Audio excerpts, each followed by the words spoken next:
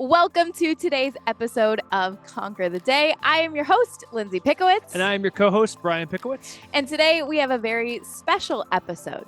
If you're new to Conquer the Day, this is the podcast where we teach you how to master your mind and body so you can conquer every day. Today we have a business leader with us who has done just that. Candice Casey is joining us from Catalyst Wealth Coaching, and she has been with us as a client for just over a year. She spent a year working on her health and fitness, and she is a phenomenal example of someone who's chasing very big business goals while also trying to balance parenting of 3 teenagers and had this big weight loss goal and fitness goal that she wanted to hit. And she came in and she did it beautifully.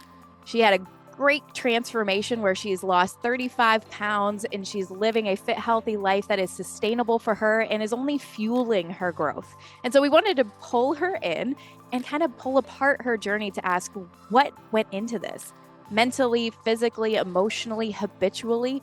How did you do this in a way that was sustainable for you? So we're going to have her share her wisdom, and our job is to extract all that gold for you so you can do this for yourself.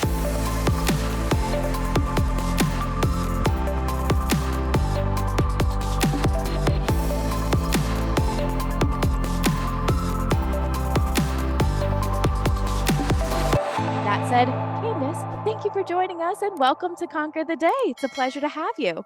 Thank you for having me. We were just talking before we started recording about me being in Tennessee at the family home, and so everybody can enjoy my casual. I'm here for my mom's 60th birthday weekend. Aww. And so yeah, I'm super excited to be here with you guys and talk about the journey that I've been on. So Amen. Let's jam. Well, it's such a blessing to see all the progress that you've made, but just to kind of create a little context too, what business are you in and how's business going? What are some of the wins that you're having there? What are some of your focuses in that category? Sure.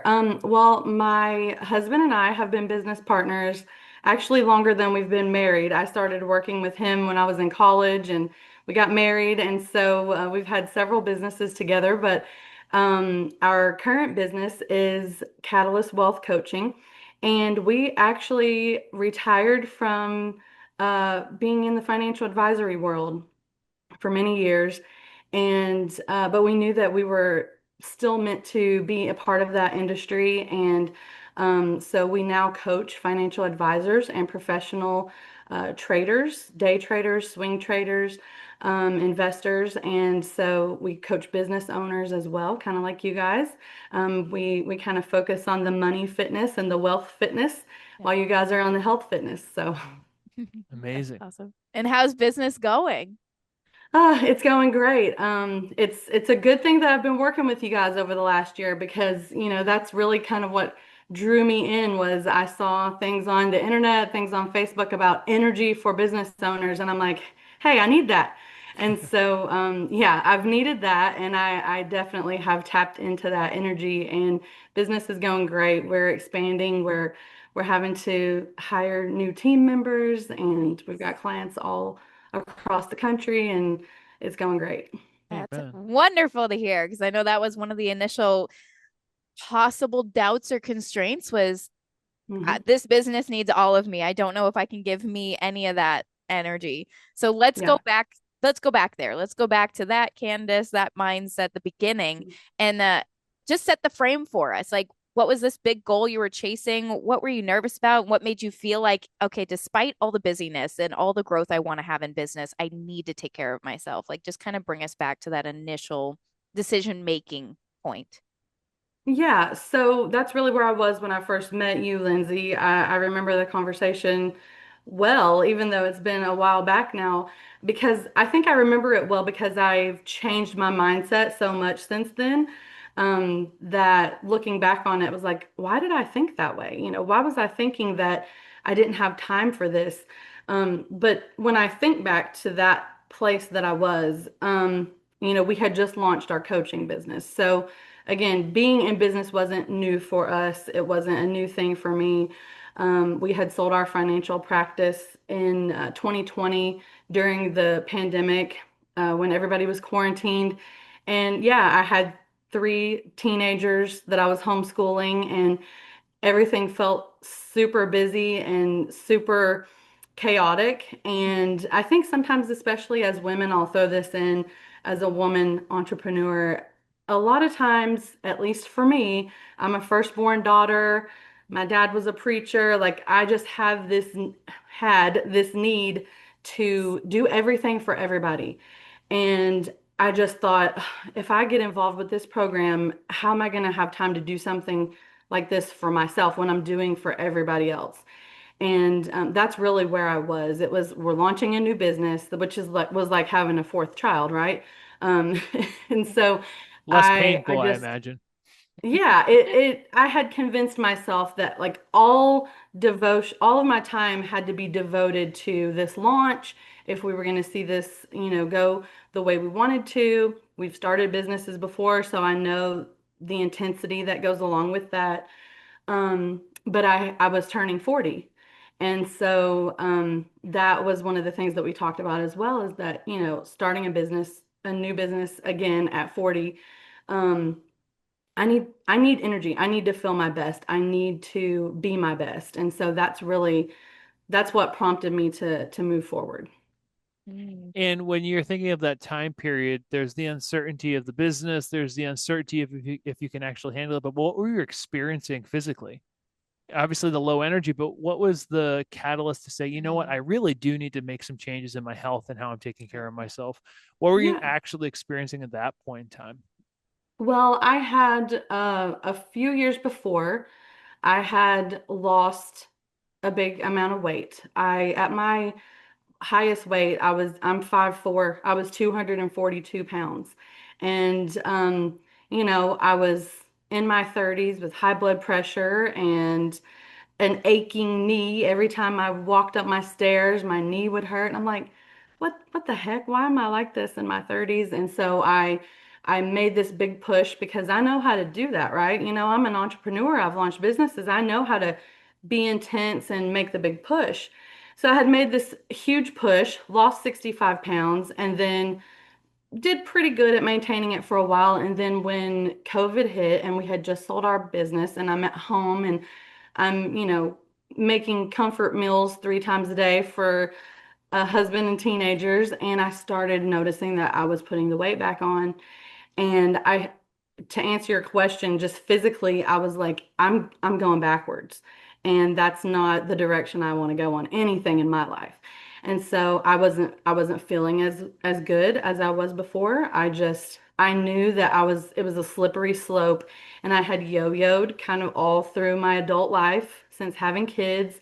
And I was like, I'm sick of this yo-yo and I'm not doing this anymore. And so that's really where I was putting the weight back on. I was starting to notice those physical changes, aching joints, feeling that blood pressure kind of ticking back up.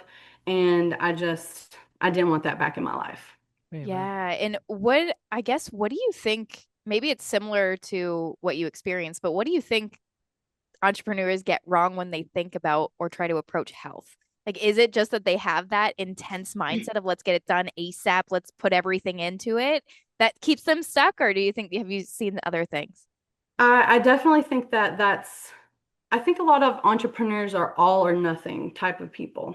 And so if I don't think I can get in the gym and look like a fitness trainer, then I make money. I'm not fit. I'm not the hot person. I'm the rich person.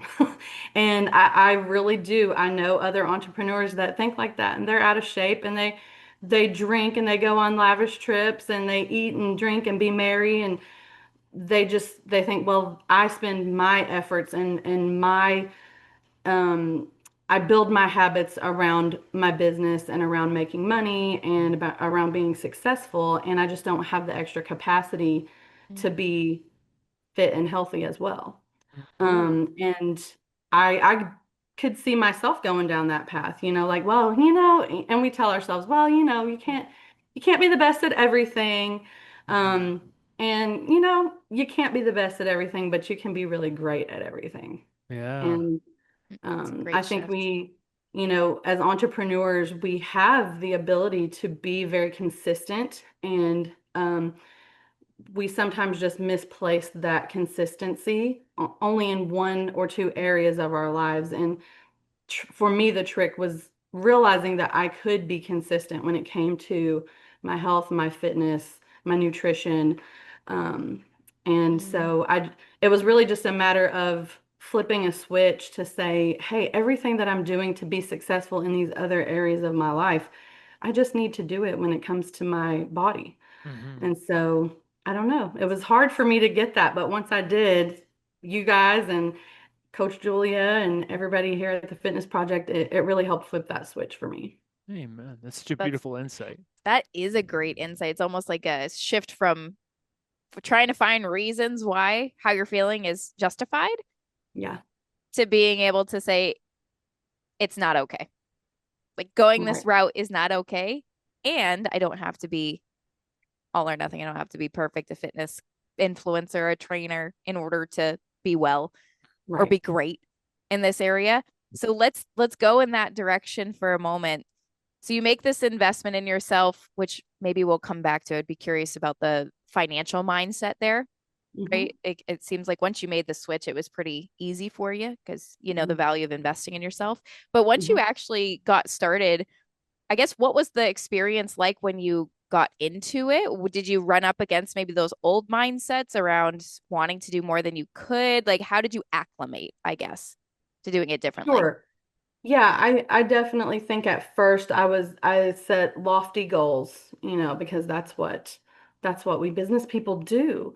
I set lofty goals and jumped in there headstrong right off the bat, and then, you know, I didn't hit those goals in the first month, and I then comes the degradation, right? You start to just beat yourself up and condemn yourself and say, oh, you know, why did you think you could do that? You haven't even been working out for months and you thought you were going to accomplish all these things. But I appreciated the coaching that I received from your team because that's what pulled me back up by the bootstraps and say, hey, it didn't matter if you didn't do exactly what you set out to do, you did something. You did more than you would have if you weren't doing this, if you didn't set those goals. And so that was that was really kind of how I started out. I started strong.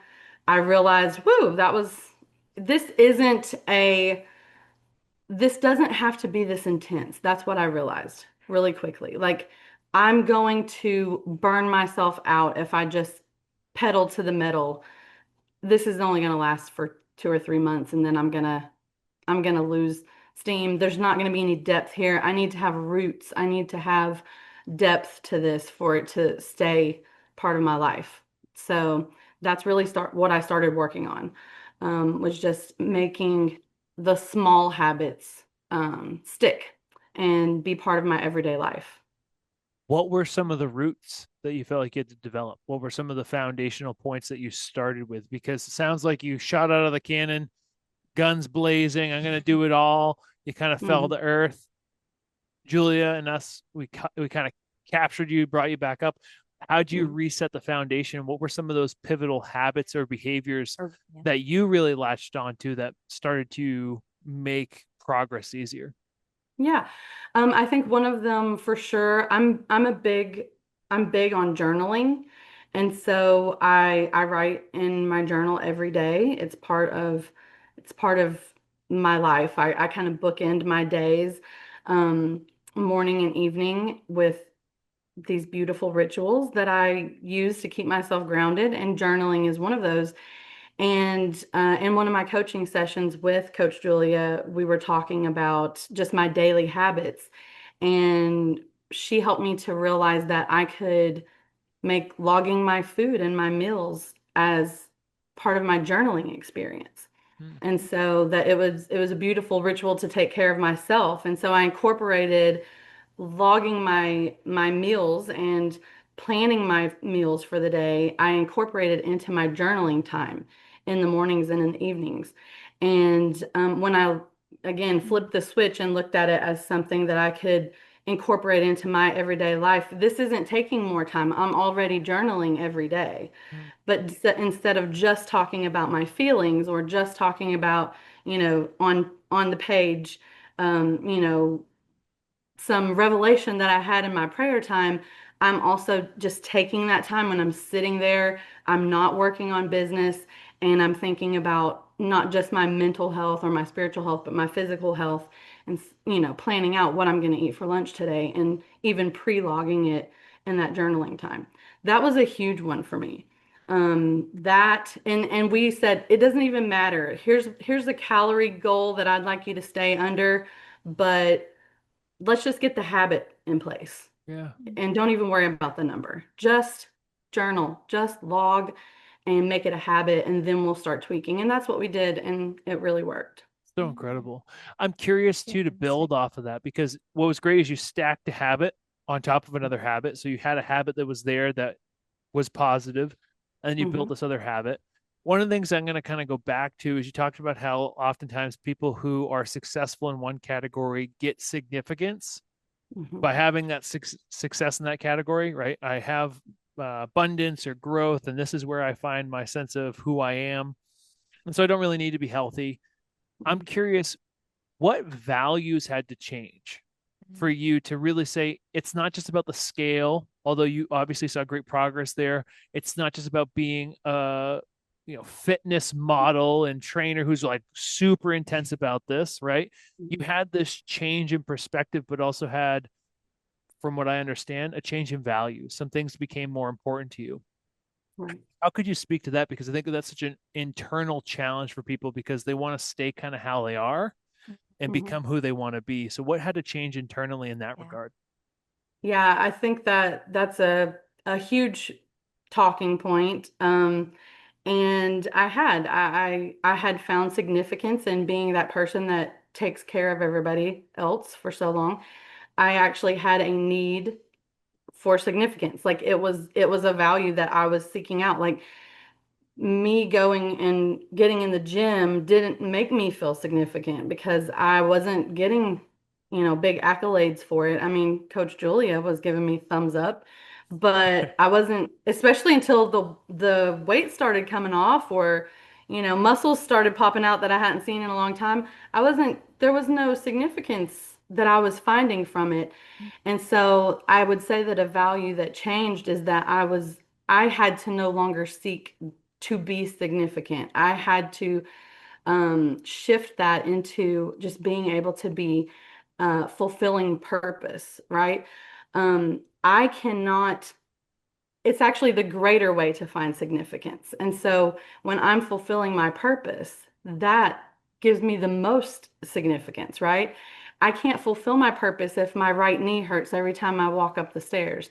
I can't fulfill my purpose if I'm tired and low energy and I'm not able to get on Zoom calls with our clients and help them build their financial practices. I am unable to fulfill my purpose if I'm not energetic enough to spend that time with those teenagers that are, full of energy. And so I began to shift my focus to fulfilling my purpose in life and my calling in life. And that this was honestly just a means to an end. It's not about vanity, how I look. Listen, I've been married to my husband almost 23 years, and he has thought I was beautiful at every weight and, loved me and pursued me. So it wasn't about like, oh, I got to get back in those size 6 jeans or my man's going to leave. It wasn't anything like that. It was more of a finding that significance in fulfilling the purpose. And fulfilling the purpose, this was a means to that end. Being healthy, being fit, being energetic, and being able, I can't fulfill my purpose. I can't have as much time for my clients if I have 3 doctor's appointments scheduled during the week. I need those time slots to meet with clients. I need those time slots to meet with potential clients and, tell them what we can do to help them transform their business. So if I'm, in transit to a doctor's appointment, if I'm not feeling well, if I'm taking off the day sick, I mean, that's not going to help me fulfill that purpose. And that's not going to help me find that real significance. So, Oh Love my that. goodness. Before we kick to you, Linz, I want to give this point of feedback for anyone who's listening, because it's so important to recognize is that you had found your purpose, right? You that was there in some sense. So for those of you who are hearing this, and maybe you're like, oh, well, I don't have this big overarching purpose. I don't know if I can connect the dots. It's starting to associate what's important to you. It will improve if you're healthy. If it's about your kids, it's about being able to be a better grandma, it's about being able to be maybe more connected to your partner. For some people that might be the case, like I don't feel like I'm comfortable in my body, so that might be a challenge for them. Whatever your purpose is, that's the key. So it's being able to ask, why is this important? How will my life improve? And for you, Candice, obviously that was so concrete that you were able to make that connection and it started to work. And I think that that's one of the challenges for people is they'll say, well, I want to lose 30 pounds, but I don't really know why. mhm. And once we have that purpose, it makes it easier to pull through the hard days. So for those of Yeah. you who are listening, that might be an indicator of like, oh, maybe I need to dig into why this really matters. Yeah, I completely agree. Go ahead. Yeah, I was just going to say, I think that is such a great point, Brian, because I have never considered myself to be, focused a lot on outward appearance. I grew up a church girl and it was all about just modesty and not showing off your body and, in fact, the opposite, cover it up, cover it up. And so as far as culturally, I guess I would even say the culture that I grew up in, it wasn't about, man, I need to get in the gym and look fit and look good and have a toned body. That was not the focus. And so I would know, go on vacation or be around other girlfriends around the pool who that was part of their priority was to be in the gym. Of course, then you come like, man, I need to lose some weight. I need to get in the gym. But because it wasn't like deeply rooted in me, Yeah. that was not a strong enough Mm-hmm. reason to get me to make action. Mm-hmm. And so I think it's super important that you're highlighting. I connected this to the purpose that meant something to me, you know? Yeah. Yes. And Spot on. so I think that's when the real shift happened for me. And It's that, so, so spot on. and I don't want to labor on this too much because I think that we're hitting it out of the park. But the key is really having the self-awareness of what's important to you, Yes. right? If it is your family, if it is building the business, or it is having that sense of wealth, it's being able to really identify what makes this important to me. Because it might not be the same to each individual. Yeah. The way we get there might look different, but it's being able to connect that purpose, especially if you're not consistent. Hmm. What I would give someone who, because I have these conversations all the time and they're like judging their reasons for wanting to do it, right? It's not strong Mhm. enough. It's not clear enough. It's for vanity. It's like, so they struggle with that when especially when they hear like a deep, meaningful purpose. So hearing that, the questions you'd want to ask yourself to kind of build off of finding those deeper roots and values are what is important to you now? And just list off the things, right? And then how would being healthy or how would having X goal impact your ability to do more of those things, right? How would it impact your ability to contribute greater in those particular areas or ways that are important to you? And one thing you did that I will label as appropriate is you traded significance for contribution Yes. and the self-awareness to see why am I doing what I'm doing is a different maybe set of prompts or a different conversation, but a lot of people tell themselves that they give and give and give and give every last drop of their energy because they want to contribute without realizing that it's actually what gives you significance. Bingo. Yeah, it's definitely it's a little sneaky, right? It sneaks in there like I'm doing this for everyone else. But really that pat on the back or that, almost martyr mentality. Can't you see? I can't meal prep. I've got to take care of all these kids. And you know what? In my family, I'm from the South. I'm from Southeast Tennessee. They eat a lot of comfort food. There's been a lot of health issues. There's been premature deaths. And okay, I don't care to do meal prep in front of my teenagers now, yeah, they're still going to eat pizza. They're going to DoorDash Wingstop because they don't want to eat this, boring crap that I'm eating. But I am modeling to them how to live. And so when they are 40 years old, even if they've been DoorDash and Wingstop for a long time, they're going to remember the example that I'm showing them now. Sorry, I'm Mm-hmm. going to get emotional thinking about it.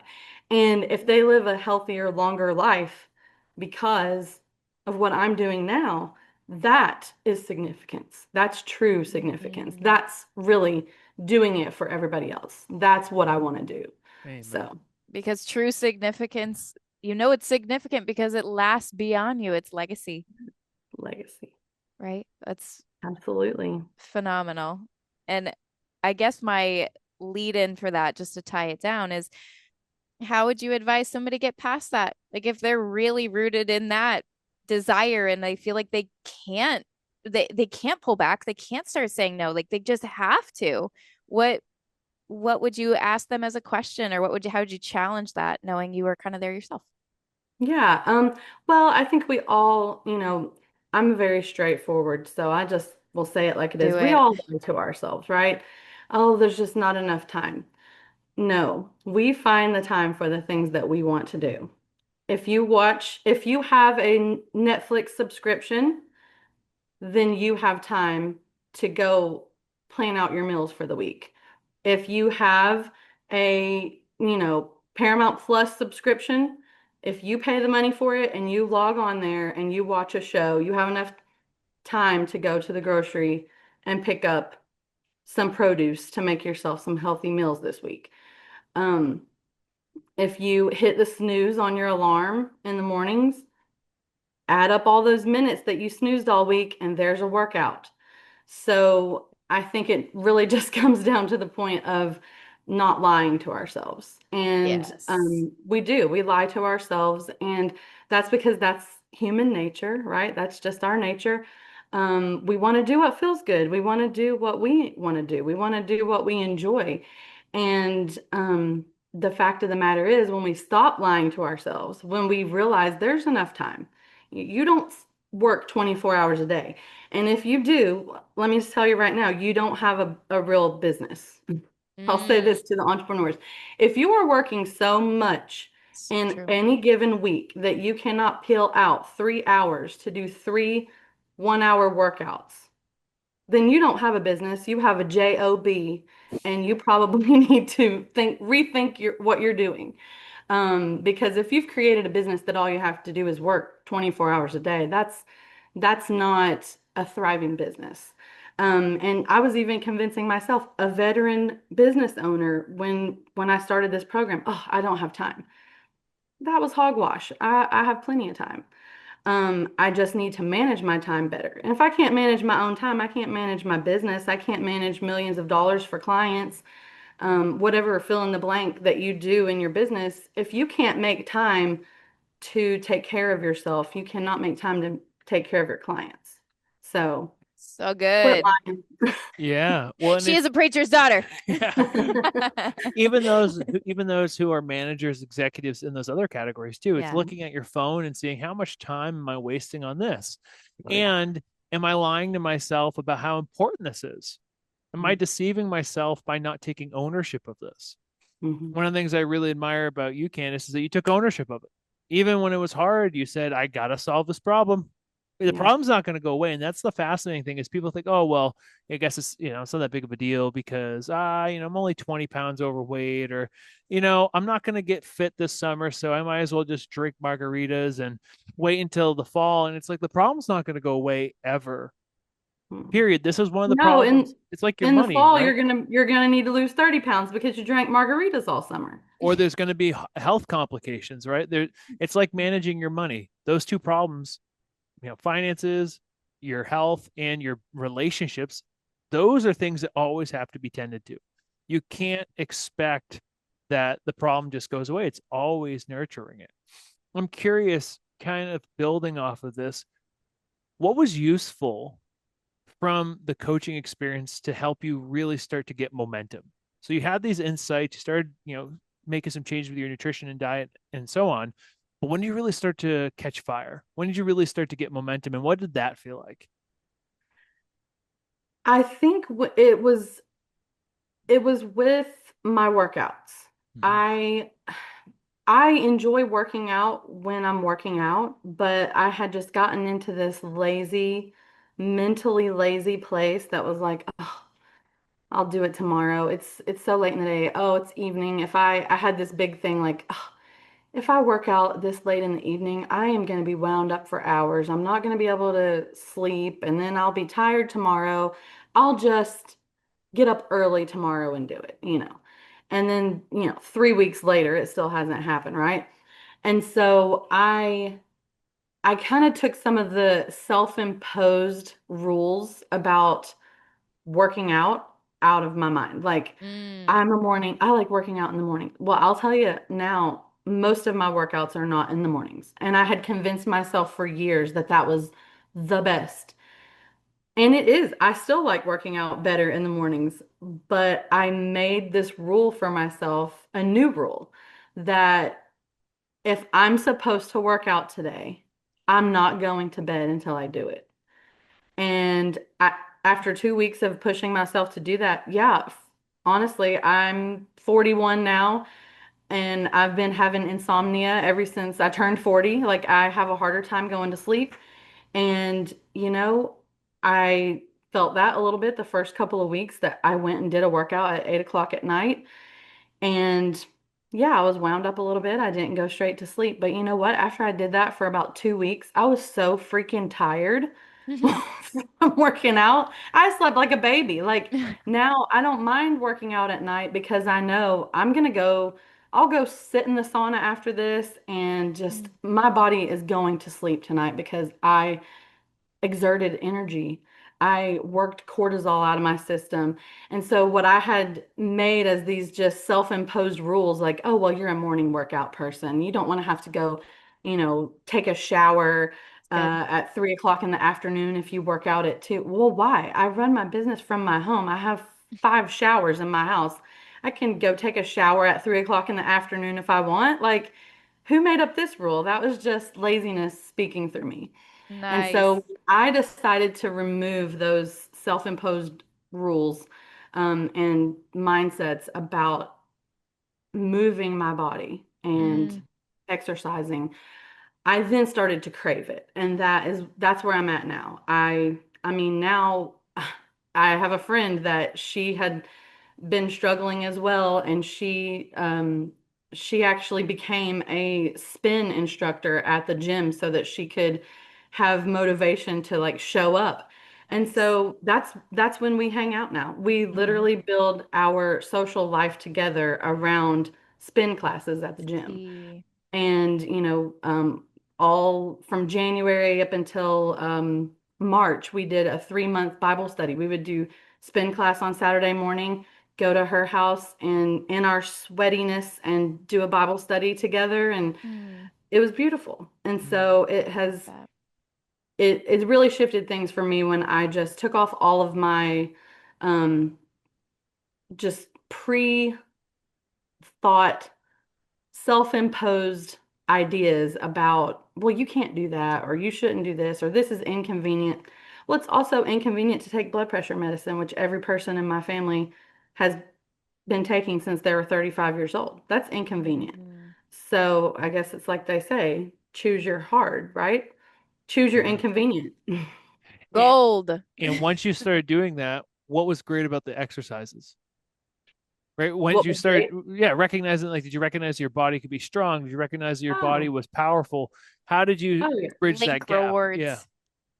So one example that is just a super fast immediately comes to my mind. Last summer, we went on vacation with another family that they live across the country from us. They're financial advisors. Like we've kind of just been in business together for years. Our kids, everybody has a counterpart, right? Like I'm friends with the wife, my husband's friends with the husband, and all the kids kind of have a counterpart. And we just, we're godparents to each other's kids. And every year we try to plan one big family trip together. So there's 10 of us.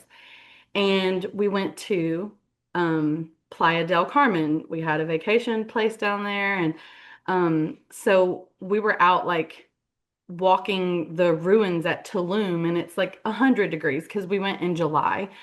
And everybody there, I was actually the youngest of the four parents. I was the youngest, but I had been the most overweight and the most out of shape. And they were so exhausted. I look back, we're walking through the ruins and it's so hot and we're walking uphill and up these steps and I look behind me and there's my husband who works out, 5 times a week. He's always been my motivation to get in shape because he's 11 years older than me and he's very in shape. He's at the back of the pack. Like it's me and the youngest kid, like full of energy, like trudging on. And I really got emotional. Like I almost cried because I was like, a year ago, I couldn't have done this. I would have been at the back of the pack. And so that might not mean anything to anybody else, but to me, Victory. I felt like I don't even care what I look like right now. I have just done something, a physical feat that I couldn't have done a year ago. And I'm enjoying and making memories with my kids. And, they're not having to stop and take a break so mom can catch her breath. And, it really lit me up. And yeah, like changes in my body. I mean, obviously, like it feels good to put on those smaller size jeans. It feels good to, you know, all Mm, the girls can testify. It feels good to wear pants that have a single digit size, like sure. those things started showing up and it did feel good. Yeah. One other quick example, we have, a workout room at our house and my hubby's got all the weights and all the things. I don't have to go to the gym. That was another thing. Like, what's the big excuse? You have a stinking gym in your house. Like, go work out. Um, and we were working out together, kind of doing our own separate things, but just in the room together. And he was actually walking on the treadmill, staring at me in the mirror that I was lifting weights in front of. And it was kind of getting on my nerves because I thought like, he's gonna like critique me or, talk about my form or something. And I'm like, what are you looking at?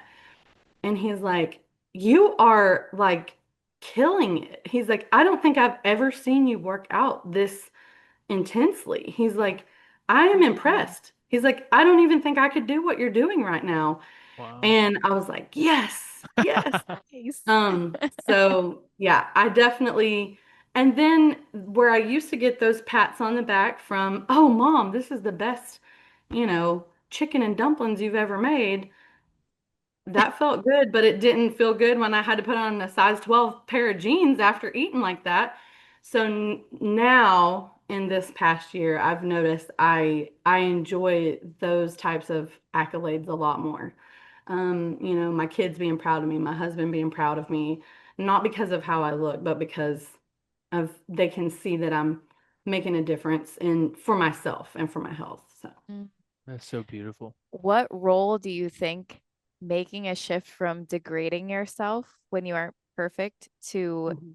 so much gratitude and finding those victories and grabbing a hold of them and really registering them as valuable makes in someone's journey?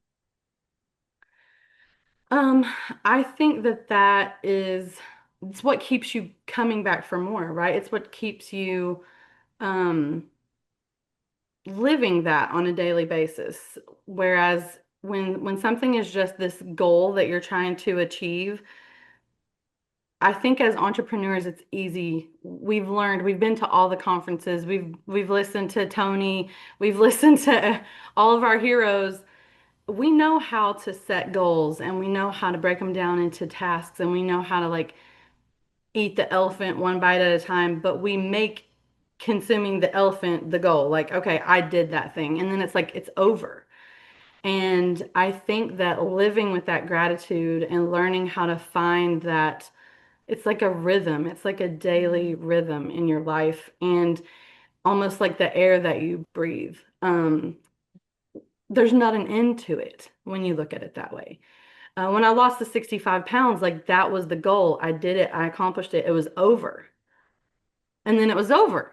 And then I started gaining the weight back the first time that life got inconvenient.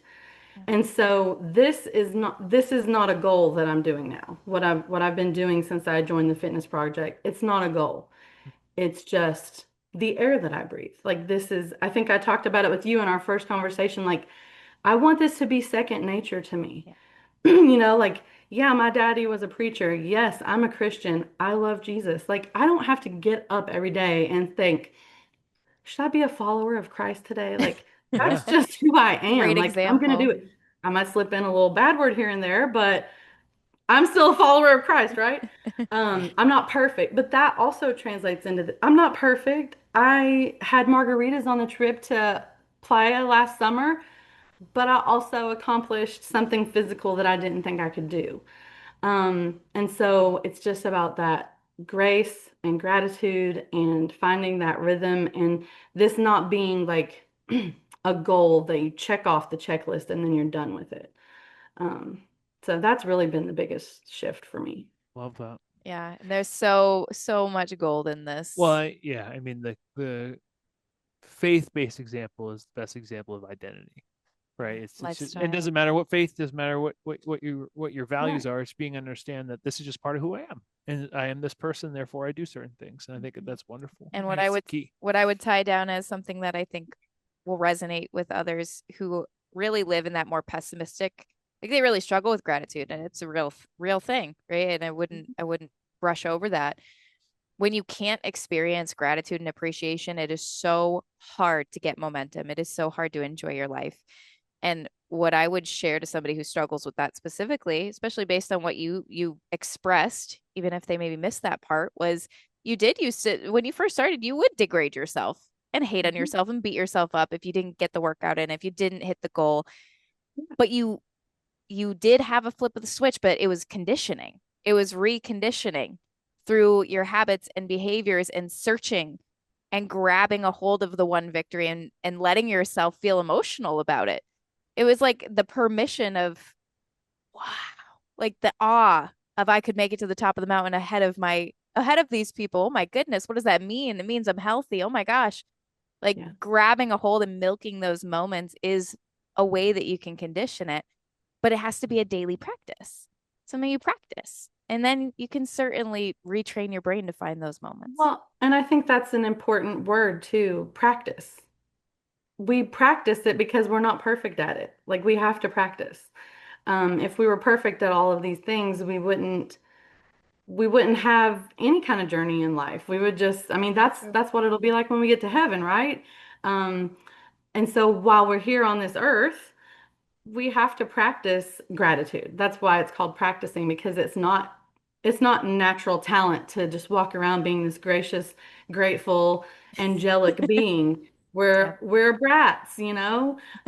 We get bad attitudes. We don't feel well. We get selfish. We need that significance, and so all of those things filter in. And so we have to practice being grateful. We have to practice stopping, like you said, and letting ourselves feel emotions. And sometimes if we can't feel them naturally or come across that in a simple way, maybe incorporating some journaling, work out Mm-hmm. in front of the mirror, and instead of just looking at your form, talk to yourself while you're doing it. Use some self-talk and say, hey, I'm so proud of you for showing up to the gym today, Candice.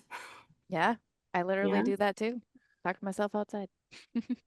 One of the things that I wanted to highlight is, like we said at the beginning, is learning how to invest in yourself. So when someone's coming to this conversation, they're hearing this, and obviously as a wealth advisor, that's one piece of it. But there's also the uncertainty of like, oh well, my business needs me, or I should spend this money on my family. What advice would you give to that person who's maybe on the fence of investing in their health and seeing the value in it, or seeing that's going to pay off? What advice would you give that person? I'm going to give them the advice that I actually give to my clients. I guess I'm in a little bit of a unique situation because I'm also a coach, right? And so one of the things that I say, I'm a closer. So I say to people all the time when they're thinking about, joining my program, my husband's program, like, can you actually afford to not do this? Can your business afford to not have you go through this program? I will literally break down math and say, yeah, this is a high ticket offer. It's going to cost you money. I'm going to show you how once you implement this, you're going to make that money back and then some within weeks. And Yet when I was in the buying position, when I was in the investment position talking with Lindsay, that was one of the things. I don't know, we're launching a business. I don't know, should I spend this money elsewhere?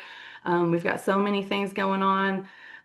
We need to launch this website. We need to do that. And then I'm like, what do I want to look like overweight and not my best in the photos on the website? Like we can throw something together and anything is more than what I'm doing now. It's a launch. It doesn't even exist yet. So let me invest in myself along the way. And I can say now, on the other side of a year-long commitment with a financial commitment that went with it, did I have the money the first day we spoke about it? Yes.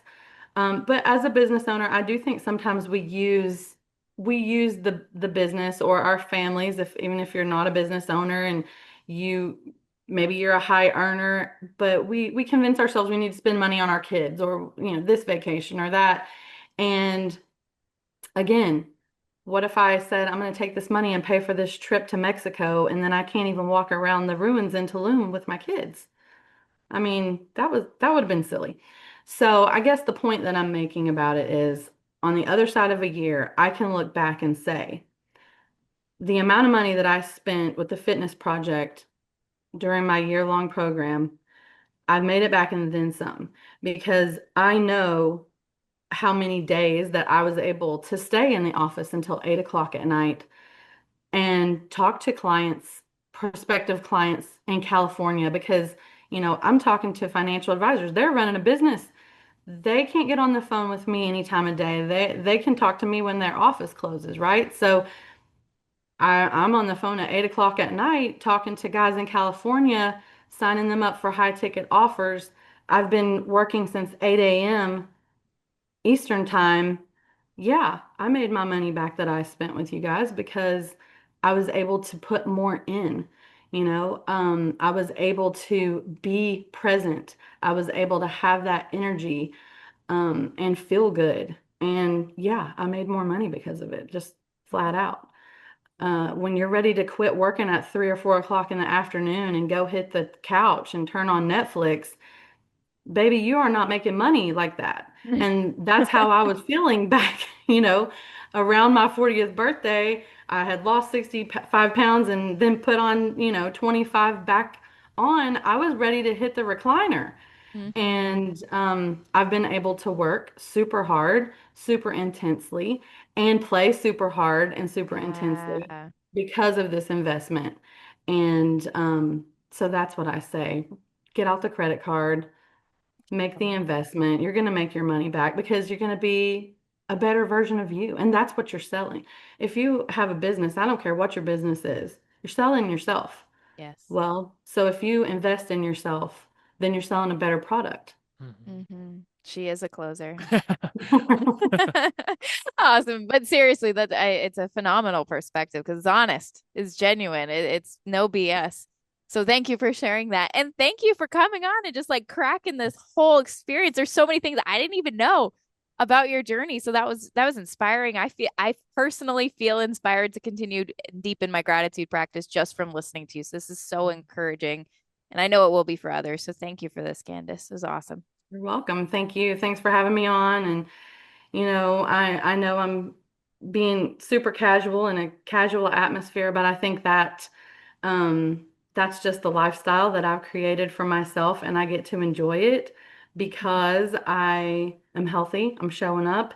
My business is booming, and I can I can chill, Yeah, you work can. hard and then chill. And so I love the lifestyle that I've created and that this is part of it. And so thank you for having me and listening to me talk so much. I know I'm a gabber, but hey, that's what we're here Amen. to do, right? Well, Amen. it's a hey, we're here for it. Candice, where can people connect with you? If there's something that sparked their interest, maybe they're in the financial field, maybe they want to hear more about some of the things that you do or just some of the things you offer, where can they connect with you? Yeah, they can find me on I have a Facebook page, Candice Casey. And then they can also find me at CandiceCasey.com. Amen. We'll make sure we put that in the show notes Yeah. below. And that's for me personally. Or if you're wanting to find Catalyst Wealth Coaching, obviously we're at catalystwealthcoaching.com. We'll make Put sure in those there are in too. the show notes as well. But thank you so much for being here. We hope that there's some nuggets of wisdom, some inspiration, and some things that you can latch onto that might help you as you're looking at improving your health, continuing to grow, and really get to the place where this is the air that you breathe. You are just a fit, healthy leader, and it becomes natural, it becomes normal, and it's just a part of who you are. But thank you for tuning in. Let us know in the comment section below what your big takeaway is. On that note, go out and conquer your day. Cheers. Cheers.